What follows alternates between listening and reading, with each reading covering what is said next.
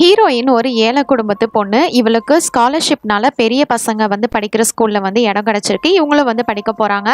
அந்த பிளேஸ்ல இருக்கிற பசங்க எல்லாரும் ஒரு பார்ட்டிக்கு கூப்பிட இவங்கள வந்து அந்த பார்ட்டியை போய் என்ஜாய் பண்றாங்க.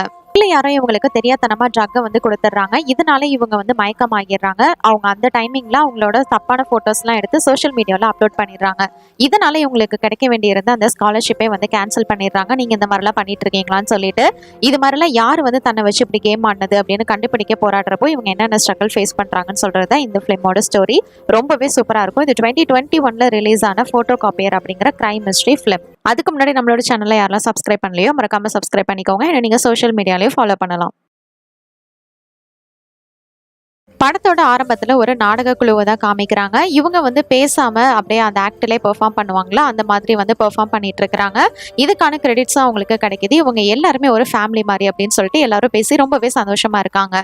இதே இடத்துல தான் நம்மளோட ஹீரோயினும் இருக்காங்க. இவங்க தான் இந்த படத்தோட ஹீரோயின். இவங்களோட பேரு சுரியானி. இவங்க எல்லாரும் என்னதான் இவங்களை ஃபேமிலியா பார்த்தாலும் இவங்களுக்கு அதுல எல்லாம் விருப்பம் கிடையாது. தனியா தான் ஃபீல் பண்ணுவாங்க. ஏன்னா இந்த இடத்துல இவங்க வந்து ஒரு பெர்ஃபார்மர்லாம் கிடையாது. இவங்க ஒரு வெப் டிசைன் பண்றவங்க. இவங்களுக்கு வெப் டிசைன் தான் பண்ணி கொடுப்பாங்க.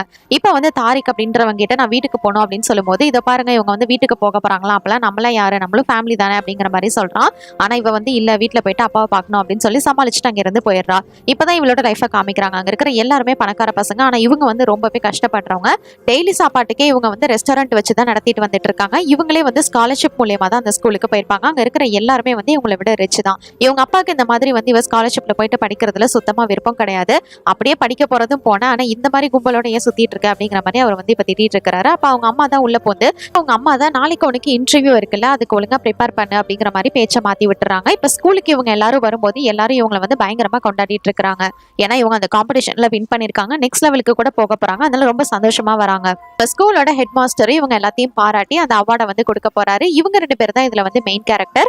இவளோட பேர் வந்து அங்குன். இவன் தான் அந்த ஸ்கிரீன் பிளே ரைட்டர். இவனோட பேரு ராமா. இவன் தான் இந்த ஷோக்கே வந்து டைரக்ட் பண்ணிருப்பான். அதனால இவங்க 2 பேருக்கு வந்து அந்த அவார்டை வந்து இப்ப கொடுக்குறாங்க. இவங்க 2 பேரும் நல்லாவே ரிச் கசின்ஸ் மாதிரி தான். இப்ப இங்க தாரிக் அப்படிங்கிறவன் என்ன பண்றான்னா இன்னைக்கு நைட்டு ராமா வீட்டுல ஒரு பார்ட்டி நடக்க போது இதை வந்து கொண்டாடுற விதமா எல்லாரும் வாங்கன்ற மாதிரி சொல்லிட்டு இருக்காங்க. பார்ட்டின்னு எதுவுமே அங்க இருக்கிற ஸ்டூடெண்ட்ஸ் எல்லாரும் என்ஜாய் பண்றாங்க. ஆனா நம்ம ஹீரோயின் மட்டும் தனியா வந்துடுறா. இந்த இடத்துல ஒரு போட்டோ ஜெராக்ஸ் போடுற கடை மாதிரி இருக்கும். அங்கதான் எப்பயுமே நம்ம சுரியானி வந்துட்டு ரிலாக்ஸ் பண்ணாவா. இவளுக்கு வந்து இங்க சின்ன வயசுல இருந்து ஒரு ஃப்ரெண்ட் இருக்கான். இவனோட பேரு அமீன். இங்க வந்துட்டு தான் என்ன உடனே இங்க வந்துட்டு அப்படிங்கிற மாதிரி இவனு கேட்டுட்டு இருக்கான். ஆமா எல்லாம் ஒர்க் முடிஞ்சிருச்சு அப்படிங்கிற மாதிரி இவங்க பேசிட்டு இருக்கும்போது இந்த இடத்துக்கு ராமா வரான். என்னப்பா அடுத்த கதைக்கு ஸ்கிரிப்ட் எழுத வந்தியா அப்படின்னு கேட்கும்போது இல்ல ஒரு டேட்டா எடுத்துட்டு போக வந்தேன் அப்படின்னு சொல்லிட்டு நம்ம ஹீரோயின் கிட்ட நீ ரெடி பண்ண அந்த வெப் டிசைன் வந்து எங்க அப்பாவுக்கு ரொம்பவே பிடிச்சிருந்தது. அவரோட கம்பெனிக்கு ஒண்ணு தேவைப்படுது. நீ அவரை வந்து பார்த்து ரெடி பண்ணி கொடுக்க முடியுமான்னு கேட்டதுமே நம்ம ஹீரோயினுக்கு ரொம்பவே சந்தோஷமாகிறது. ஓகே இன்னைக்கு ஈவினிங் பார்ட்டிக்கு நீயும் வந்துரு, யாரையாவது கூட்டிட்டு வா கூட அப்படின்னு சொல்லிட்டு இவன் சொல்லிட்டு அங்கிருந்து கிளம்புறான். ஏன் நீ ஃபர்ஸ்ட் போற ஐடியாலே இல்லை, இவளுக்கு இப்படி ஒரு ஆஃபர் வருது அப்படின்னா யாரையாவது கூட வர கூட்டிட்டு போனா ஆமீனை தான் வந்து கூப்பிடுறா. அப்ப வந்து அங்க இருக்கிற ஒரு பொண்ணு நீ உனக்கு அதெல்லாம் பார்ட்டி எல்லாம் தேவையா, ஒழுங்கா உன்னோட வேலையை மட்டும் பாரு அப்படின்னு சொல்லிட்டு அங்க இருந்து கிளம்புறா. அப்புறம் அவ ஏதோ சம்மந்தமே இல்லாம சொல்லிட்டு போறா. சரி ஓகே நமக்கு நம்ம வேலை முக்கியம் அப்படின்னு சொல்லிட்டு ஹீரோயின் வந்து அந்த பார்ட்டிக்கு ரெடி ஆகுறாங்க. ராமாவோட வீட்டுக்கு இவளும் அதுக்கப்புறம் அமீனும் வந்துடுறாங்க. அங்க இருக்கிற எல்லாருமே பயங்கர ரிச்சா ட்ரெஸ் பண்ணிட்டு வந்திருக்காங்க. இவங்க மட்டும் அப்படியே கஷ்டப்படுறது மாதிரி வந்திருக்காங்க. இப்ப அங்கோன் வந்துட்டு அங்க இருக்கிற எல்லாருக்குமே வந்து கிரெடிட்ஸ் கொடுத்துட்டு இருக்கா. எல்லாராலையும் தான் இதுக்கு இந்த ரீச்சுக்கு காரணம்னு சொல்லிட்டு நம்ம ஹீரோயினி வந்து எல்லாரும் பாராட்டுறாங்க. அதனால அவளுக்கு ரொம்பவே சந்தோஷமா இருக்கு. இப்ப கரெக்டா ராமாவோட அப்பாவும் இந்த இடத்துக்கு வர இவங்களை இன்ட்ரடியூஸ் பண்ணி வைக்கிறாங்க. இவளுக்கு வந்து எந்த மாதிரி டிசைன் பண்ணி கொடுக்கணும் அப்படின்னு சொல்லிட்டு இவளோட ஒர்க்கை பத்தி பேசும்போது ஃபர்ஸ்ட் பார்ட்டி என்ஜாய் பண்ணுமா அப்படின்னு சொல்லிட்டு எல்லாரும் போயிட்டு பார்ட்டி என்ஜாய் பண்றாங்க. அங்க இருக்கிற எல்லாரும் சரக்கு அப்படின்னு சொல்லிட்டு என்ஜாய் பண்ணிட்டு இருக்காங்க. ஆனா ஹீரோயின் மட்டும் என்னனாலும் சரி சரக்கு குடிக்க கூடாது அப்படிங்கிற முடிவுல இருப்பா. சரக்கு குடிக்கலன்னா பரவாயில்ல வைனாவது குடி அப்படின்னு சொல்லிட்டு அங்கன்னு தான் வந்து கொடுப்பா. தாரிக் அந்த இடத்துல வந்துட்டு ஒரு மெடூசா பொம்மையை வச்சுட்டு இந்த பொம்மையை வந்து நான் சுத்துவேன், அது யாரை பார்த்து நிக்குதோ அவங்க கண்டிப்பா ஒரு ஷாட் அடிக்கணும் அப்படின்னு சொல்லிட்டு ஒரு கேம் பத்தி விளையாடலான்னு இந்த கேமை வந்து சொல்றான். அங்க இருக்கிற எல்லாருமே அதை என்ஜாய் பண்ணி ஒத்துக்கிறாங்க. ஃபர்ஸ்ட் அதை சுத்த ஆரம்பிக்கிறான். அது வந்து ஒரு பையன் கிட்ட போயிட்டு நிக்குது. அடுத்ததான் நம்ம ஹீரோயின் கிட்ட தான் போய் நிக்குது. அங்க இருக்கிற எல்லாருமே கம்பல் பண்றதுனால அவளும் வர வழி இல்லாம அந்த ஷாட்டை வந்து கண்ணை மூடிட்டு குடிச்சிடறா. ஆமீனை வந்துட்டு ஒரு டைம் லிமிட் போட்டு தான் வந்து கூட்டிட்டு வந்திருப்பான். அப்ப அவன் வந்துட்டு இங்க இருந்து போலான்னு சொல்லும் போது இன்னும் கொஞ்ச நேரம் இருந்துட்டு போலாங்கிற மாதிரி ஹீரோயின் சொல்றான். ஆனா எனக்கு டைம் ஆயிடுச்சு, வா சீக்கிரம் போலாம் அப்படின்னு கூப்பிட்டு இருக்காங்க. ஆனா அவ அதெல்லாம் கண்டுக்காம ரொம்பவே ஜாலியா அங்க இருந்து என்ஜாய் பண்ணிட்டு இருக்கா. அதுக்கப்புறமா விடிஞ்சிருது. அவ எந்திரிச்சு பார்க்கும்போதுதான் ஐயோ இவ்வளவு டைம் ஆயிடுச்சு, இன்னைக்கு வந்து ஸ்காலர்ஷிப்கான இன்டர்வியூ வேற இருக்கு அப்படின்னு சொல்லிட்டு அங்க இருந்து வேக வேகமா அடிச்சு பிடிச்சிட்டு ஓட்டுறா. உங்களுக்கு வரும்போது அங்க வந்து டைம் ஆகிடுச்சு. இருந்தாலும் இவ்வளவு வந்து அலோ பண்றாங்க. உள்ள போயிட்டு அந்த இன்டர்வியூ அட்டன் பண்ணும்போது அங்க இருக்கிற எல்லா ஆபீசர்ஸுமே இவளை வந்து சாரா மாதிரியா கேள்வி கேட்டு கிழிச்சிட்டு இருக்காங்க. நீ ரெஃப்ரெஷ் கூட பண்ணல, நீ என்ன போதையில இருக்கியா, அப்படியே வந்திருக்குன்னு சொல்லிட்டு இவளை திட்டிட்டு உனக்கு நிச்சயமா நாங்க ஸ்காலர்ஷிப் கொடுக்க போறது இல்லை அப்படின்னு சொல்றாங்க. ஆனா எதுக்காக இந்த மாதிரி நான் ட்ரெஸ் ஒழுங்கா பண்ணல அப்படிங்கிறதுக்காக என்னோட ஸ்காலர்ஷிப்பை கேன்சல் பண்றீங்களா அப்படின்னு இவ கேட்கும்போதுதான் அதுக்காக மட்டும் கிடையாது, இந்த மாதிரி சோஷியல் மீடியால உன்னோட பிக்சர் வந்து வந்திருக்கு, நீ இது வர காசு எல்லாத்தையுமே வந்து பப்ல தான் வந்து செலவு பண்ற, இதனால நிச்சயமா நாங்க உனக்கு காசு கொடுக்க போறது இல்லை அப்படிங்கிற மாதிரி சொல்லிடுறாங்க. ஸ்காலர்ஷிப் இப்படி கேன்சல் ஆயிடுச்சுன்னு சொல்லிட்டு வாமன் கிட்ட வந்துட்டு கத்திட்டு இருக்கா. எதுக்காக என்ன இதை விட்டுட்டு வந்தேன் அப்படின்னு சொல்லிட்டு இவன் தான் கோவப்படுறான். நான் உன்னை சீக்கிரம் வான்னு சொன்னேன், ஆனா நீ தான் வந்து என் பேச்ச கேட்கவே இல்லை, நான் தான் தனியா கிளம்பி வந்தேன் அப்படின்னு சொல்லிட்டு கோவப்பட்டு இருக்கான். வந்து கிளாஸ்க்கு போலான்னு பார்த்தா கிளாஸ்ல இவளோட பேரே இல்ல, மேனேஜ்மெண்ட்ல இருந்து எடுத்துட்டாங்க. அப்புறம் எப்படி கிளாஸ்ல இருக்கும்? இவன் வந்து ரொம்பவே சோகமா இப்ப வந்து வீட்டுக்கு போறா. வீட்டுக்கு போனா அவங்க அம்மாவும் ரொம்பவே சோகத்துல இருக்காங்க. ஏன்னா இவளுக்கு இந்த மாதிரி ஸ்காலர்ஷிப் கேன்சல் ஆயிடுச்சு அப்படிங்கிற விஷயம் இவங்களுக்கு தெரிஞ்சிருச்சு. வந்ததுமே அவங்க அப்பாவும் என்ன ஏது அப்படின்னு அவளை விசாரிக்காம அங்க இருந்து வீட்டை விட்டே வெளியே அனுப்பிடுறாரு. பப்ல குடிச்சிட்டு இந்த மாதிரி ஊர் சுத்துறதுக்கு தான் உன்னை இந்த மாதிரி வளர்த்தனான்னு சொல்லி திட்டி அனுப்பிடுறாரு. இருந்து வெளியில போயிட்டு ஃபர்ஸ்ட் ட்ரெஸ் சேஞ்ச் பண்ணலாம் அப்படின்னு வந்து அவங்க ரெஸ்ட் ரூம் போறாங்க. அப்படி போயிட்டு ட்ரெஸ் சேஞ்ச் பண்ணும்போது அவங்களுக்கு வந்து ஒரு பெரிய ஷாக்கு. என்னன்னு பார்த்தா நேரா போட்டிருந்த டிஷர்ட் வந்து இப்ப மாறி இருக்கு. அந்த பின்புறம் வந்து முன்புறத்துல இருந்திருக்கு. இது வந்து எப்படி நடந்துச்சு அப்படின்னு புரியாம பயங்கர ஷாக்கோட அவங்க அங்க இருந்து கிளம்பி இப்ப நேரா அந்த நாடகக்குழு அதுக்குள்ளதான் வந்து போறாங்க. தாரிக் வந்து ஒரு ப்ரொடக்ஷன் மேனேஜர். என்னாச்சு, என்ன விட்டுட்டு என்ன பண்ணிட்டு இருக்கீங்க, என்ன வந்து ஏன் சேர்த்துக்கலன்னு கேட்கும்போது இப்ப ஒர்க் போயிட்டு இருக்கு, அப்புறமா வா அப்படிங்கிற மாதிரி சொல்லிடுறாங்க. அவளும் போயிட்டு பாக்குறா. அங்க இருக்கிற எல்லாருமே அடுத்த பெர்ஃபார்மன்ஸ்க்காக வந்து ரெடி ஆயிட்டு இருக்காங்க. வந்து ராமா இருப்பான். அவன் கிட்ட போயிட்டு என்னாச்சு எது அப்படின்னு விசாரிக்கும் போதுதான் உன்னை அங்கன்னு தான் வந்துட்டு கேப் ஏத்தி விட்டா அப்படின்னு வந்து சொல்லும் போது அங்கன்னு போயிட்டு கேட்கறா. ஆமா, நீ வந்து குடிச்சு மட்டையாயிட்ட, நான் தான் உன்னோட பேக்ல இருந்து ஐடி எடுத்து அந்த அட்ரஸை பார்த்து புக் பண்ணி கேப் அனுப்பிச்சு வச்சேன் அப்படிங்கிற மாதிரி சொல்றா. இதெல்லாம் ஓகே அப்படின்னா என்ன யாரு போட்டோ எடுத்து அதை சோஷியல் மீடியால அப்லோட் பண்ணுது அப்படின்னு இவ கேட்கும் போது அதை பத்தி எங்களுக்கு எதுவும் தெரியாது, இப்ப பெர்ஃபார்மன்ஸ் போயிட்டு இருக்கு அப்படின்னு சொல்லிட்டு அவளும் வந்து உள்ள போயிடுறா. அமீனோட இடத்துலதான் வந்து இப்ப நான் ஒரு 3 நாள் இங்க தங்கிக்கிறேன் அப்படின்னு சொல்லிட்டு என்ன நடந்ததுன்னு கண்டுபிடிக்க ட்ரை பண்றேன். இதெல்லாம் நிச்சயமா செல்ஃபி கிடையாது, நான் அப்லோட் பண்ணல, இது யாரோ பேக் கேமரால இருந்து எடுத்திருக்காங்கன்னு சொல்லும்போது அதெல்லாம் எப்படி நம்ம நம்புறது, எப்படி கண்டுபிடிக்கிறது அப்படின்னு ஆமீனும் கேட்கறான். அவளுக்கும் அதை எப்படி கண்டுபிடிக்கிறது அப்படின்னு எந்த ஐடியாவுமே இல்ல. அன்னைக்கு வந்தவங்க நோட்ஸ் எல்லாத்தையும் எடுத்து வச்சுக்கிறா. டிஷர்ட்லயும் ஏதாவது வாசம் வருமானு வந்து மோந்து பாக்குறா. அப்புறம் அங்க இருக்கிற ஸ்டாஃப் கிட்ட போயிட்டு இவ ஹெல்ப் கேட்கறா. என்னை வந்து யாரோ ட்ரிகர் பண்றதுக்காக தான் இதெல்லாம் பண்ணிருக்காங்கன்னு சொல்லும்போது அதெல்லாம் இந்த ஸ்கூல்ல யாருமே நம்ப மாட்டாங்க, உன்னோட ஸ்காலர்ஷிப் உனக்கு திருப்பி கிடைக்கணும் அப்படின்னா இதுக்கு வந்து ப்ரூஃப் வந்து ஏதாவது ரெடி பண்ணு, ஏதாவது எவிடன்ஸ் இருந்தா மட்டும்தான் இதெல்லாம் வந்து செல்லுபடியாகும், இதெல்லாம் வந்து நடக்கிற காரியம் இல்லை அப்படின்னு சொல்லிடுறாரு. இவளோட போன்ல இருந்து யாரும் போட்டோ எடுக்கல, யார் போன்லயும் இருந்தா இவள போட்டோ எடுத்துதான் இது மாதிரி வந்து ட்ரிகர் பண்ணிருக்காங்க. அது யாருன்னு கண்டுபிடிக்கணும் அப்படின்னா இவன் வந்து ஒரு ஐடியா பண்றா. இவன் கடையில இருக்கிற வைஃபை கனெக்ஷனை ஃபர்ஸ்ட் வந்து டிஸ்கனெக்ட் பண்ணிடுறா. இப்ப இவன் கிட்ட வந்து போட்டோ ஜெராக்ஸ் அந்த மாதிரி எடுக்க வரவங்க இதுக்கப்புறம் என்ன பண்ணணும்னா அவங்க யூஎஸ்பியில தான் வந்து யூஸ் பண்ணி ஆகணும். யூஎஸ்பி யூஸ் பண்ணும்போது அவங்க போனை வந்து ஹேக் பண்ணிடலாம் அப்படிங்கிற மாதிரி இவன் வந்து பிளான் பண்றா. இப்போ பிளான் படி அங்கே இருக்கிற எல்லாரோட மொபைலையுமே வந்து ஹேக் பண்ணி பார்த்துட்டா. ஆனால் இவ எதிர்பார்த்த மாதிரி யாரோட ஃபோன்லையுமே வந்து ஃபோட்டோ எடுத்த மாதிரி தெரியல. இதுக்கப்புறம் என்னடா பண்ண போறோம் அப்படின்னு வந்து பார்க்கும்போது தான் இவ ஃபோனில் வந்து ஒரு ஷாக்கிங்கான விஷயத்த பார்க்குறா. ஆக்சுவலாக அந்த ராமனோட வீட்டில இருந்து இவ வீட்டுக்கு வரதுக்கு 1 மணி நேரம் தான் ஆகும், ஆனால் 2-3 மணி நேரம் ஆயிருந்திருக்கு. அப்படின்னா அது என்ன ஆச்சு, எதனால இந்த மாதிரி லேட் ஆயிருக்கு அப்படின்னு சொல்லிட்டு இவங்க வந்து அந்த கேப் டிரைவரை விசாரிக்கிறதுக்காக அங்கே போறாங்க. அப்படி விசாரிச்சதுல ஸ்பெசிஃபிக்கா ஒரு பார்க் கிட்ட அந்த வண்டி வந்து ஒரு 2 மணி நேரம் நின்று இருக்கு. என்னன்னு போய் பார்த்தா அந்த கேப் டிரைவர் வந்து ஒரு வயசான ஆளு. இவர் என்ன சொல்லியிருப்பாரு அப்படின்னா அந்த இடத்துல வந்து வண்டி பஞ்சர் ஆயிடுச்சுமா, என்னால ஒரு ஆளா வந்து டயரை மாத்த முடியல, கஷ்டப்பட்டு நான் வந்து மாத்தினேன், உங்களை எழுப்பவும் முயற்சி பண்ணேன், நீங்க வந்து எந்திரிக்கவே இல்லை, அதனாலதான் நான் ஒரு ஆளா கஷ்டப்பட்டு மாத்திட்டு வந்தேன், அதனாலதான் இவ்வளவு லேட் ஆயிடுச்சு அப்படிங்கிற மாதிரி சொல்றாரு. அப்புறம் வந்து இப்ப எந்த ஒரு சந்தேகமும் பட முடியாது, ஏன்னா இவர் ஒரு வயசான தாத்தா. அது மட்டும் இல்ல, இந்த மாதிரி ஏதாவது பிரச்சனை வரும் அப்படின்னு தெரிஞ்சா அன்னைக்கு வந்து டயர் பஞ்சர் ஆனதை இவர் போட்டோ கூட எடுத்து வச்சிருக்காரு. அந்த டயர் கூட இன்னும் அவரோட வண்டியில தான் இருக்கு. இதை வந்து நான் போட்டோ எடுத்துக்கலாமா அப்படிங்கிற மாதிரி சுயானி வந்து இந்த வேனை வந்து போட்டோ எடுத்துக்கிறாங்க. அங்கனும் வந்துட்டு இதுக்கப்புறம் எனக்கு ஒர்க் இருக்கு, பெர்ஃபார்மன்ஸ்க்கு போயிட்டு நான் பார்க்கணும் அப்படின்னு சொல்லிட்டு இங்க இருந்து கிளம்பிடுறாங்க. நம்ம ஹீரோயின் வீட்டுக்கு வந்ததுக்கு அப்புறமா ஒரு போஸ்ட் வந்து பாக்குறாங்க. தாரிக் தான் ஆக்சுவலா இந்த கேமை வந்து விளையாடலாம் அப்படின்னு சொல்லியிருப்பான்ல, அவன் வந்து ஸ்பெசிஃபிக்கா நம்ம ஹீரோயினையே வந்து ட்ரிகர் பண்ணி தான் அந்த பொம்மையை வந்து நிறுத்தின மாதிரி இருக்கு. அது மட்டும் இல்ல, இவளுக்கு கொடுத்த அந்த ஷாட் மட்டும் வேற ஒரு கலர்ல வேற இருக்கு.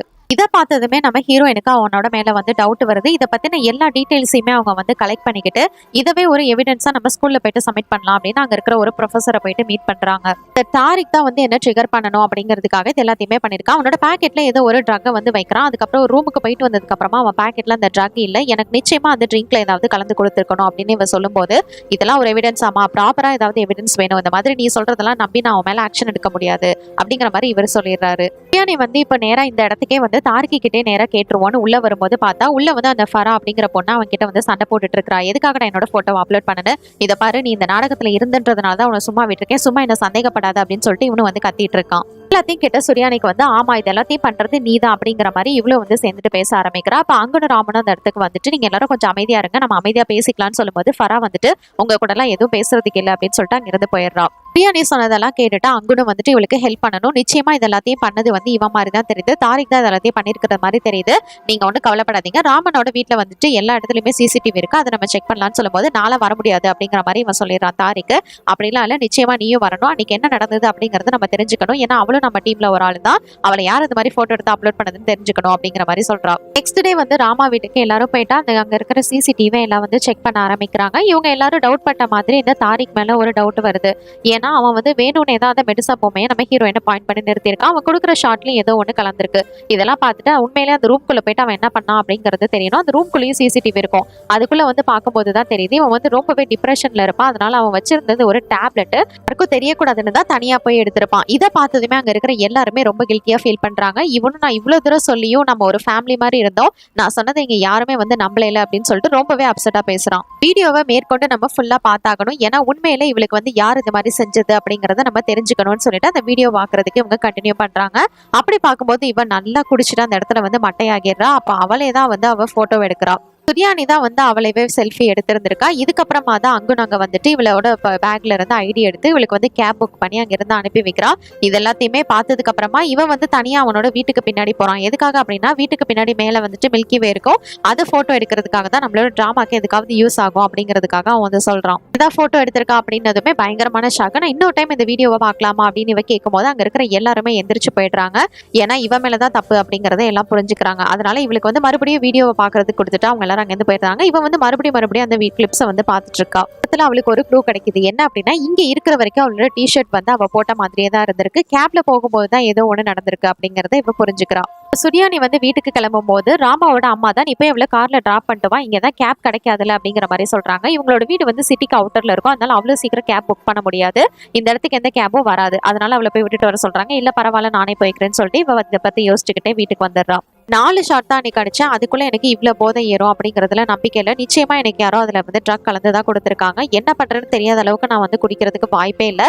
இப்ப நான் வந்து அதே மாதிரி ஒரு ஷாட் அடிக்கணும், அப்பதான் எனக்கு தெரியும் அப்படிங்கிற மாதிரி ஆமின் கிட்ட கேட்கறான். அவனும் வந்து இவளுக்கு தேவையான சரக்கு வந்து வாங்கி கொடுக்குறான். ஒருவேளை பார்ட்டி மூட்ல இருந்தாதான் இவளுக்கு எல்லாம் ஞாபகம் வரும் அப்படின்றதுனால அதே மாதிரி வந்து அரேஞ்ச் பண்ணி கொடுக்குறான். பெருசா அவளுக்கு வந்து ஒன்றும் போதை ஆகலை. இப்போ வந்து நல்ல சரக்கு அடிச்சுட்டு அவங்க 2 பேரும் அங்க இருக்கிற அந்த போட்டோ காப்பி ஜெராக்ஸ் மேல அவங்களையே வந்து போட்டோ எடுத்துட்டு விளையாடிட்டு இருக்கிறாங்க. நெக்ஸ்ட் டே இந்த சுரியானி என்ன பண்றான்னா நிச்சயமா நம்ம அந்த பார்க்ல தான் ஏதோ ஒன்று நடந்திருக்கணும்னு சொல்லிட்டு அந்த பார்க்கை சுத்தி ஏதாவது எவிடன்ஸ் கிடைக்குமா அப்படின்னு சொல்லிட்டு செக் பண்ணிட்டு இருக்குதா. அப்பதான் அவ வந்து அங்க ஒரு சிலையை பாக்குறா. இதுக்கு முன்னாடி இந்த சிலையை வந்து இவ எங்கேயோ பாத்திருக்கா, அது வேற எங்கேயும் கிடையாது, ராமாவோட அந்த போட்டோ கேலரியில இந்த மாதிரி ஒரு போட்டோ இருந்திருக்கும். அப்படின்னா நிச்சயமா இந்த சிலை வந்து அவனோட வீட்டுக்கு பின்னாடி மேபி இருந்திருக்கலாம், இல்ல எப்படி வேணா இருக்கலாம். அந்த மில்கி வேவா அவன் போட்டோ எடுத்தான்னு சொன்னால அதை வந்து நம்ம செக் பண்ணி பார்த்தோம் அப்படின்னா அன்னைக்கு நைட் இந்த சிலை அங்க இருந்ததா என்னங்கிறது நமக்கு தெரியும் அப்படின்னு சொல்லிட்டு நெக்ஸ்ட் டே வந்து ராமா கிட்ட போயிட்டு அதை பத்தி நான் வெப் டிசைனிங் வந்து பண்ணணும், அதனால எனக்கு அந்த பிக்சர் வேணும் அப்படிங்கிற மாதிரி கேட்கறா. நமக்கும் இன்னும் 1 வீக் தான் இருக்கு பெர்ஃபார்மன்ஸ் பண்றதுக்கு, அதனால சீக்கிரமா அந்த பிக்சர் எடுத்து கொடுத்துட்டு பெர்ஃபார்மன்ஸ் வேலையை பார்க்கலாம் அப்படின்னு சொல்லிட்டு அந்த பிக்சர் எடுத்து இவங்கிட்ட கொடுக்குறாங்க. அதை வாங்கிட்டு இவ போனதுக்கு அப்புறமா அந்த மில்கிவே அந்த பிக்சரவே வந்து பார்த்துட்டு இருக்கா. அதுல வந்து நிறைய மாடல்ஸ் இருக்கு. இவளுக்கு வந்து ஃபர்ஸ்ட் எதுவுமே புரியல, ரொம்பவே குழப்பமா இருக்கு.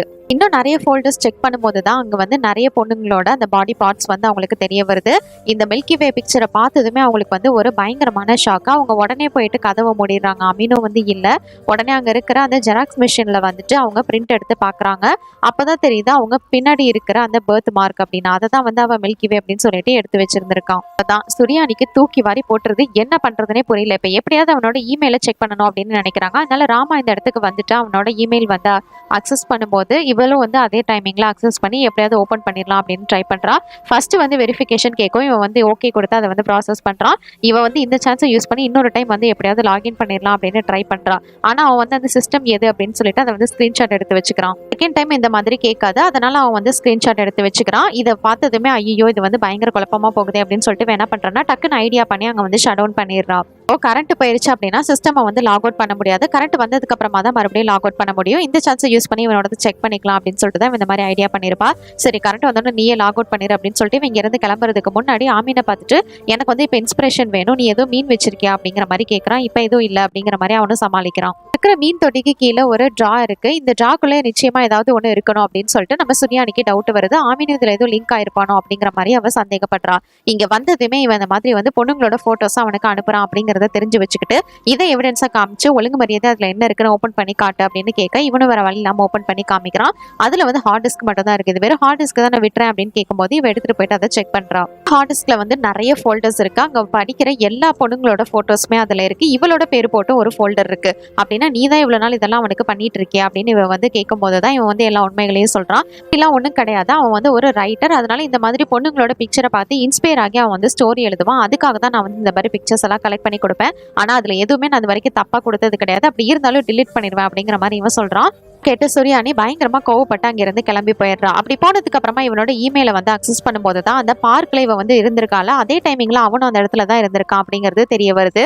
இவளோட பர்த் மார்க் மாதிரியே அங்க இன்னொரு பொண்ணோடதும் இருக்கு. இது யாரோடது அப்படின்னு பார்த்தா அந்த ஃபரா அப்படின்ற பொண்ணோடது தான். அவளும் இந்த டீம்ல தான் இதுக்கு முன்னாடி ஒர்க் பண்ணிட்டு இருந்திருப்பா. இந்த ப்ராப்ளம்னால தான் அவ வந்து இப்ப வந்து இந்த டீம்ல இல்லாம இருந்திருப்பா. பத்தி இவகிட்ட போயிட்டு ஏதாவது கேட்டா ஹெல்ப் கிடைக்கும் அப்படின்னு சொல்லிட்டு, உங்களுக்கும் இந்த மாதிரி அநியாயம் நடந்திருக்கா அப்படின்னு சொல்லிட்டு ஃபரா கிட்ட பேசுறதுக்காக சுரியானி வந்து ட்ரை பண்றா. ஆனா அவ வந்து பப்ளிக் பிளேஸ்னு கூட பார்த்தாம இவள பயங்கரமா வந்து கத்தி விட்டுறா. வேற வழி இல்ல, நாம தான் இதை வந்து செஞ்சாகணும்னு இவன் என்ன பண்றான்னா, இவ கலெக்ட் பண்ண எல்லா ப்ரூஃப்ஸையுமே ரெடி பண்ணி அதை வந்து அவங்க ஸ்கூல் ப்ரொஃபசர் ஒருத்தர் கிட்ட போயிட்டு காமிக்கிறா. இது மாதிரி இவன் தான் எல்லாத்தையுமே செஞ்சுட்டு இருந்திருக்கான். இவ்வளவு நாள் இந்த மாதிரி பொண்ணுங்களோட பர்த் மார்க்ஸ் இது எல்லாத்தையுமே வந்து போட்டோ எடுத்து இதை வந்து எல்லாத்தையும் யூஸ் பண்ணிட்டு இருந்திருக்கான். இது எல்லாத்தையுமே நீங்க தான் வந்து பார்க்கணும். இதெல்லாமே என்ன ட்ரிகர் பண்ணி தான் பண்ணியிருக்கான் அப்படிங்கிற மாதிரி உங்ககிட்ட சொல்ல, ஓகே நானும் இதை பத்தி யோசிக்கிறேன் அப்படிங்கிற மாதிரி அவர் சொல்றாரு. ஏன்னா இது வந்து ரொம்ப பெரிய விஷயம் தான் அப்படிங்கிற மாதிரி அவர் சொல்றாரு. ஆனா இதுல வந்து என்னோட பேர் எக்காரணத்தை கொண்டு வெளியில வந்துடக்கூடாதுன்னு சொல்லிட்டு இவன் வீட்டுக்கு வரா. உடனே அந்த ப்ரொஃபசர் என்ன பண்றாருன்னா, இதை ஒரு பெரிய இஷ்யூ ஆக்கணும் அப்படின்னு சொல்லிட்டு இதை வந்து ஒரு PDF மாதிரி ரெடி பண்ணி இவனை வந்து இந்த மாதிரி ரேபிஸ்ட் மாதிரி வந்து ஃப்ரேம் பண்ணிடுறாரு. சுரியானி ஸ்கூலுக்கு போனதுமே அவளை பயங்கரமா பிடிச்சி அங்க இருக்கிற ஸ்டாஃப் எல்லாரும் திட்டிட்டு இருக்காங்க. நீ எதுக்காக அந்த மாதிரி ஃபேக்கா ஒரு PDF வந்து ரெடி பண்ணிருக்க அப்படின்னு சொல்லிட்டு அவனை வந்து ஒரு ரேபிஸ்ட் ரேஞ்சுக்கு நீ வந்து ஃப்ரேம் பண்ணிட்ட. அவங்களோட குடும்பத்துல இருந்து இப்ப லாயர் வந்துட்டு இருக்காங்க. உனக்கு வந்து என்ன கதி ஆக போறன்றத பாரு அப்படிங்கிற மாதிரி இவர் சொல்ல. ஆனா நான் எதுவுமே பண்ணல, அவ பண்ணதுதான் தப்பு அப்படிங்கிற மாதிரி அவ புரிய வைக்க ட்ரை பண்றா. சுரியானி சொல்றதை யாரும் நம்புற மாதிரி இல்ல. அவங்க அப்பாவே வந்துட்டு இவளுக்கு எதிராக தான் பேசிட்டு இருக்காரு. இதெல்லாம் பார்த்து அவ வந்து பயங்கரமா கோவப்பட்டு, இதை பாருங்கப்பா நான் தான் வந்து அதிகமா பாதிக்கப்பட்டிருக்கேன், நீங்க வேணா இந்த பிக்சர்ஸ் எல்லாம் பாருங்க, மில்கிவேன்னு சொல்லிட்டு என்னோட பர்த் மார்க்கை தான் எடுத்து வச்சிருக்கான் அப்படின்னு சொல்லிட்டு இவ்வளவு வந்து அந்த எல்லா ப்ரூஃபையுமே காமிக்கிறா. ஆனா அவங்க யாருமே அதை நம்புற மாதிரி இல்ல. சுரியானியோட அம்மா அப்பா வந்து ராமா கிட்ட மன்னிப்பு கேட்டுட்டு இருக்காங்க. என்னோட பொண்ணை வந்து விட்டுருங்க அப்படின்னு சொல்லிட்டு அவரோட லாயரும் ரெடியா இருக்காரு கேஸ் போடுறதுக்கு. அங்க இருக்கிற ப்ரொஃபசர்ஸும் நம்ம ஸ்கூல் மானப்பு வந்து போயிடும் இந்த கேஸ் வெளியில வந்ததுன்னா, அதனால வேணா விட்டுரு அப்படிங்கிற மாதிரி கேட்டுட்டு இருக்காரு. ஆனா சுரியானி சொல்ல வரதை யாருமே வந்து கேட்கற மாதிரி இல்ல. எந்த தப்பும் பண்ணலன்னு சொன்னா கேட்க மாட்டீங்களான்னு இவ கேட்க, அவ்வளவுதான் அவங்க அப்பாவே பொலிச்சுன்னு ஒரு அறை விட்டுட்டு இப்ப எல்லாருமே அவளை நிக்க வச்சுட்டு ஒரு வீடியோ எடுத்துட்டு இருக்காங்க. என்னன்னு பார்த்தா இவன் வந்து இந்த மாதிரி தான் ராமா தான் வந்து இந்த மாதிரி பண்ண சொல்லியிருப்பான், நான் பண்ணது எல்லாமே தப்பு தான், இதை வந்து தெரியாம நான் பண்ணிட்டேன் அப்படிங்கிற மாதிரி அவன் வந்து சொல்லி வீடியோ வந்து சோஷியல் மீடியால போஸ்ட் பண்ண சொல்லியிருப்பான். அதனால இவ்வளவு நினைப்பு இங்க நின்று மன்னிப்பு கேட்டுட்டு இருக்கிறா வர வழியே இல்லாம. அங்க இருக்கிற யாருமே வந்து சுரியானியை நம்புற மாதிரி இல்ல. எல்லாருமே ராமாக்கு தான் வந்து சப்போர்ட்டிவா இருக்காங்க. இப்ப சுரியானி அவங்க அம்மா கூட கிளம்புறா. அவங்க அப்பா மட்டும் தனியா போறாரு. அப்ப அவங்க அம்மா வந்து ஒரு இடத்துல நிறுத்துறாங்க.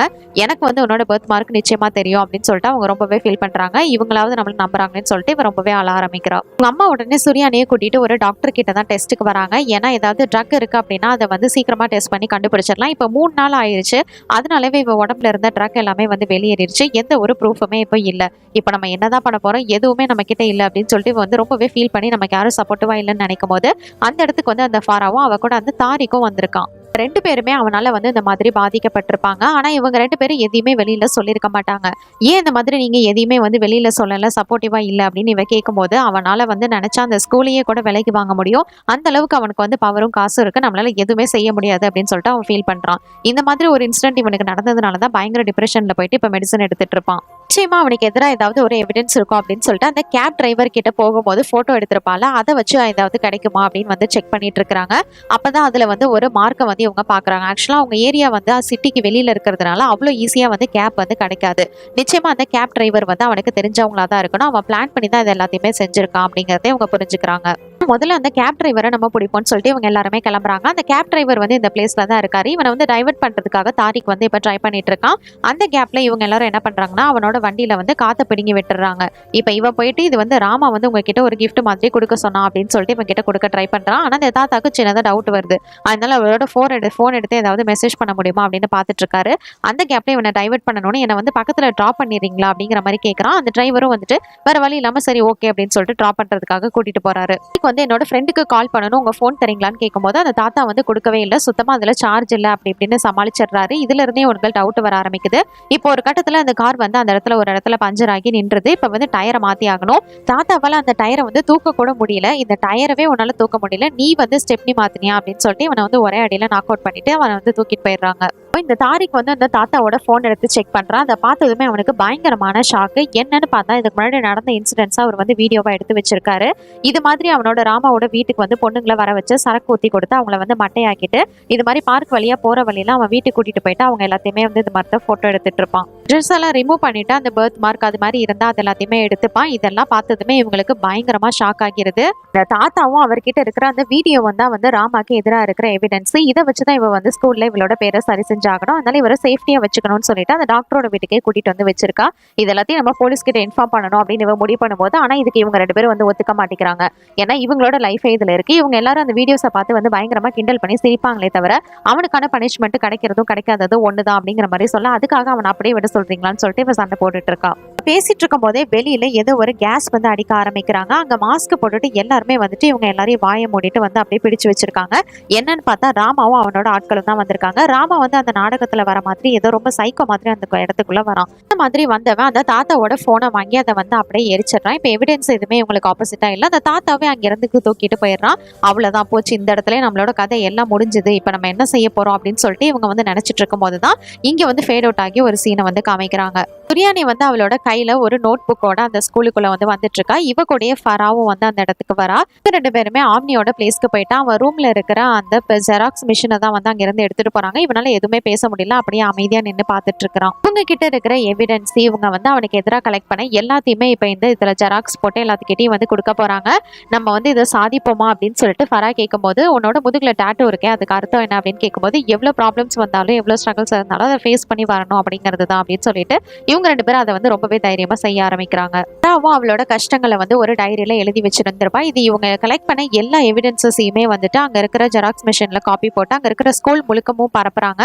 இந்த இடத்துக்கு வந்து இவனு வந்துடுறான். தாரிக்கும் வந்து அவனோட எமோஷன்ஸையும் வந்து ஷேர் பண்றான். கிடைச்சிருக்கிற எவிடன்ஸ் எல்லாத்தையுமே அங்கனும் வந்து பாத்துறா. அப்படின்னா இது எல்லாத்துக்கும் ராமா தான் காரணம் அப்படிங்கறத அவளும் புரிஞ்சுக்கிறா. இவ வந்து இவளோட போராட்டத்துல ஜெயிச்சாலோ இல்லையோ, ராமாக்கு வந்து தண்டனை கிடைக்குதோ இல்லையோ, எப்படியோ அவளோட அந்த குற்ற உணர்வு அது எல்லாத்தையுமே வந்து எல்லாருக்கும் வந்து தெரியப்படுத்தியிருக்கா. இந்த சண்டையில நம்ம ஹீரோயின் எப்படியோ வந்து ஜெயிச்சுட்டா.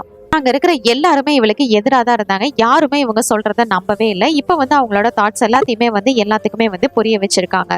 இதோட அந்த படத்தோட கதையை முடிச்சிருக்காங்க. இந்த படத்தை பத்தி நீங்க என்ன நினைக்கிறீங்க? என்னோட கமெண்ட் செக்ஷன்ல ஷேர் பண்ணிக்கோங்க. இது மாதிரி வேற ஏதாவது படத்தை பத்தியோ சீரிஸை பத்தியோ நான் பேசணும்னு நினைச்சாலும் மறக்காம கமெண்ட் செக்ஷன்ல பண்ணுங்க. அண்டில் தென் உங்கள் தமிழ் பொண்ணு.